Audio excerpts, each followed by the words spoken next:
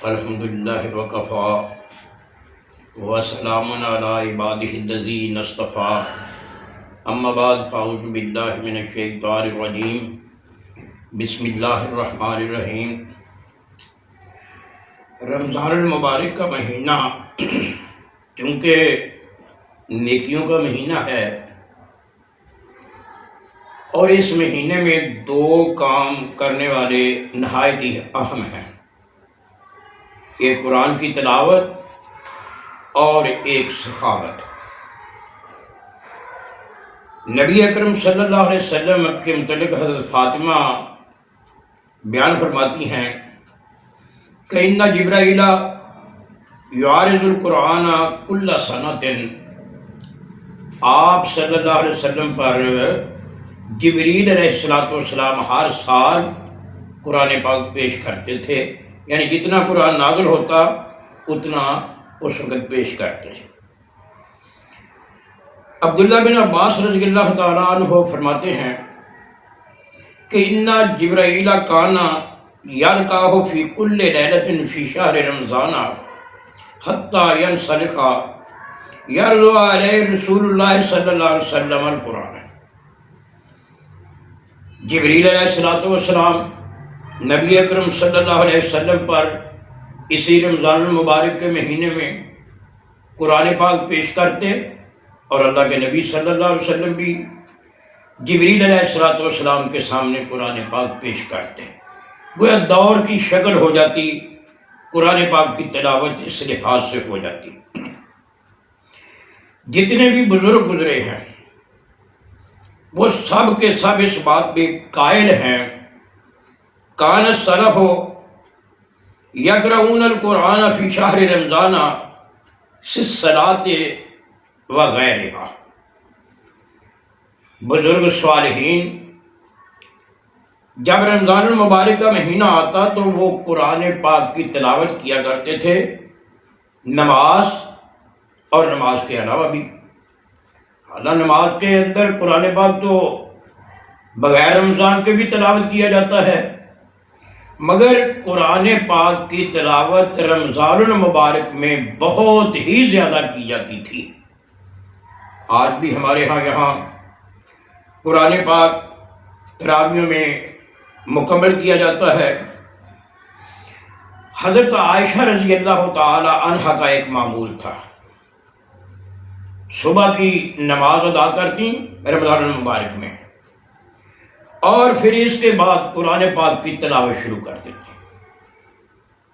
قرآن پاک پاس ہوتا، اسے پڑھتی اور پھر اس کے بعد جب سورج طلوع ہو جاتا، طلوع شمس کے ساتھ وہ اپنے آرام کے لیے سو جایا کرتی تھی۔ امام زہری رحمۃ اللہ علیہ جس وقت رمضان المبارک کا مہینہ آیا کرتا تھا تو وہ قرآن پاک کی تلاوت پہلے کی نسبت زیادہ کرتے اور مسکینوں کے لیے کھانے کا اہتمام بھی کرتے تھے۔ اب قرآن کا پاک کی تلاوت، اس کا تعلق اس نیکی سے ہے جس کا میں نے پہلے تذکرہ کیا ہے کہ قرآن اور سخاوت، مسکینوں کو کھانا کھلانا یہ ایک سخاوت ہے، اور دونوں کام ایک ٹائم طلب ہے اور دوسرا دولت طلب ہے۔ اگر ٹائم نکالا جائے گا تو قرآن پاک کی تلاوت کی جائے گی، اگر دولت آپ کے پاس ہے، دولت نکالی جائے گی تو تبھی جا کر آپ مساکین کی خدمت کر سکیں گے، تبھی جا کر سخاوت ہوگی۔ اللہ کے پیارے پیغمبر صلی اللہ علیہ وسلم کے متعلق حدیث پاک میں آتا ہے، کان النبی صلی اللہ علیہ وسلم اجود الناس وکان اجود ما یکون فی رمضان۔ اللہ کے نبی صلی اللہ علیہ وسلم سخاوت کے لحاظ سے لوگوں سے بہت زیادہ آگے تھے، اور جب رمضان کا مہینہ آتا تو پھر آپ کی سخاوت اور زیادہ ہو جایا کرتی تھی۔ ایک حدیث پاک میں آتا ہے کہ آپ کی سخاوت جس طریقے سے ایک ہوا تیز چلتی ہے اس طریقے سے آپ اس نیکی میں حصہ لیا کرتے تھے۔ اب دیکھیں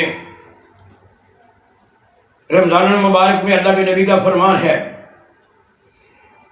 کہ جو آدمی ایک نفل ادا کرتا ہے اسے ایک فرض کے برابر ثواب ملتا ہے، اور جو ایک فرض ادا کرتا ہے اسے 70 فرائض کے برابر ثواب ملتا ہے۔